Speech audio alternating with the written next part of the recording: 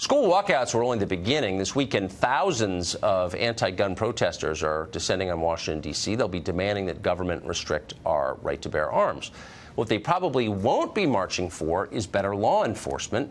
Maybe they should, because Nicholas Cruz was only able to carry out that massacre because both police ignored warnings about his behavior and then cowered in fear during the shooting itself. Meanwhile, at Great Mills High School in Maryland today, a potential mass shooting was halted when an armed school resource officer confronted a gunman who had shot 2 students. Only the gunman was killed. Jason Nicholas is a University of Maryland professor, and he joins us tonight. Professor, thanks for coming on. Thank you. So, look, I understand people have different opinions about the Second Amendment, how far its protections extend, what gun control laws work or what don't. But you can't look at the massacre that will be commemorated this weekend and come away not concluding, if you're honest, that the problem was the laws in place were not enforced, that someone who was clearly a threat and known to be a threat was ignored, was allowed to buy a gun, and that the police on the scene, 4 of them, did nothing to stop the massacre.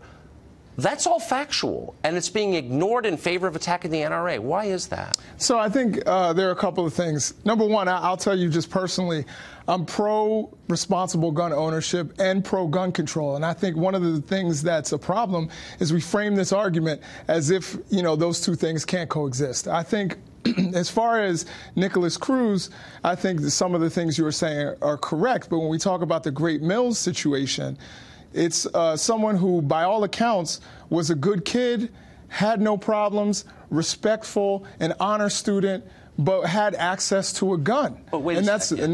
becomes the big problem. There are, of course, millions of students who meet that description of access to guns who don't hurt anybody. In the case of Nicholas Cruz... Well, I don't think should millions of young children... Well, they have access in that there are millions of American homes where people safely keep firearms. Yeah, well, if they for safely protection. keep them... No, but look, there are lots of kids... have access. No, I mean, kids hunt, actually, in rural America. Lots of them.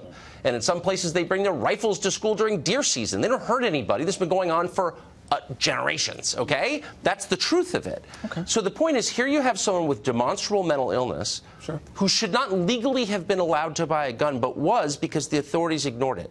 So if you really care about stopping school shootings, why are we ignoring that?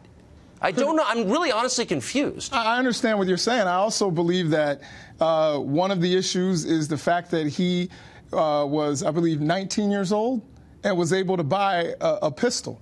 Now, I think that that's a problem. Okay, because but again, he wasn't legally allowed to buy any gun because he was mentally ill and known to be mentally ill. He was the subject of scores of police complaints. We're not going to disagree here on Nicholas Cruz. No, but hold on. This is an actual massacre in which 17 people died. Absolutely. Nobody on the left is saying word one about it. They're, in effect, protecting the people who failed by not calling them out on their failures in favor of making statements about the NRA, which was not involved in any way in this massacre. So I'm questioning the good faith here. I think what they're trying to do is cover all bases. I've heard people say that there was wrong on the part of law enforcement, that people should have picked this up earlier with Nicholas Cruz. But like I said, with young Rollins today, he was not somebody that the FBI or law enforcement could have picked up on. We don't know that, actually. We didn't know much about Nicholas Cruz because the authorities hid their own failures for the first week. What his neighbors have said. But we don't know. It just happened. I'm just saying, this guy killed 17 people. So, look, here, very quickly, this is the question I want to ask the organizers of the march, but they're too cowardly to come on and explain. But it's a simple question. What specific law are we calling for here?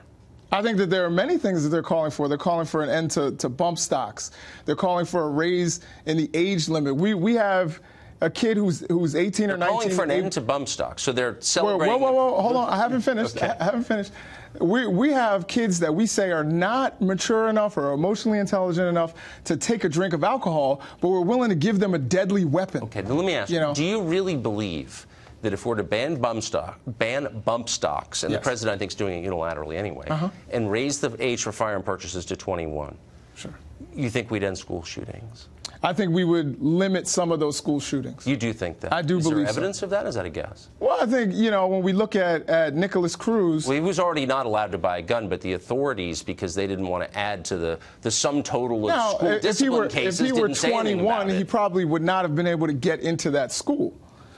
I think that he wasn't allowed to buy a gun in the first place under existing law, but the people in charge didn't feel like enforcing it. Again, we're not disagreeing. Right, so it wouldn't have stopped that because that would have been stopped by another law that we passed. If you get rid of, well, since you wanted to bring up bump stocks, if you get rid of bump stocks, a lot of people in Las Vegas, since, we're talking about gun violence generally, a lot of people would have still been alive and maybe things could have happened differently. A bump stock makes it almost impossible to hit anything, and I'm not sure that we know what percentage of people were killed. He didn't exclusively fire with a bump stock, and anyone who knows anything about guns, it's a ridiculous device that makes the gun impossible to control. I'm just saying, nobody cares he about wasn't bump looking. stocks. He wasn't sniping people. Right. He was going and shooting en masse. I'm just worried we're not really addressing the real issues here. If we're talking about, you know what I mean? No, like bump stocks. I think that there are some issues that you are correct that we need to do a better job of enforcement. But when we also look at gun violence generally, we can look at somewhere like Alaska, for example, which has the highest rate of gun violence, gun deaths per capita, and you don't need a permit to buy a weapon. You don't need a permit to carry a weapon. No, it's not. Your stats are totally wrong. It's suicide that's Alaska's problem. It has to do with that's a lot of cultural an issue as well. Nothing to do with guns. Anyway, and then Louisiana, Mississippi. But great to see you, Professor. Thank you. Absolutely, always fun.